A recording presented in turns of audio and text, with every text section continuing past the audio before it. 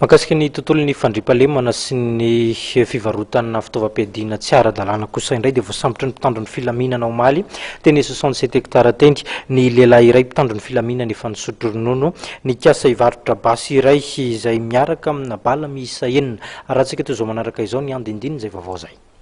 Misy mpitandro ny filaminana misotro ronono tafiditra amin'ny famatsiana fitaovana ireo lehilahy sy ny resaka fanamboarana basy sy ny fivarotana azy hoy nambarany avy ao amin'ny sampany raha polisy pirenena misahana ny eloka be vava rehefa nahazo fampitam-baovao maro-potitra. Voasambotry mpitandro ny filaminana omaly tety amin'ny 67 hectara ny lehilahy iray tokony ho tamin'ny 12 ora sasany atoandro raha nikasa hivarotra basy iray miaraka amin'ny bala miisa enina. Anisan'ny basy maherivaka antsoina hoe bereta 9 mm ity tratra ity. Ka araky ny fantatra dia basy vita avy eto an-toerana ihany no amidin'izy ireo amin'izany. Efa lasa zao ny instruction sy ny baiko tany amin'ny faritra Atsinaniny iny ary efa eo am-perinasa mihitsy zao ny polisy any amin'ny faritra Tomasina tamin'ity basy iray voalohany ity.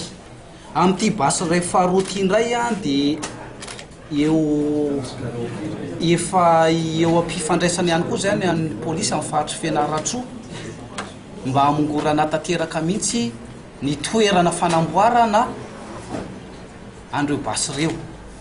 Ary ny eto Antananarivo moa dia misy foana ny fifandraisana tsy tapaka eo amin'ilay polisy sy ny zandarma sy ny maramila mahakasika an'izao zavatra izao.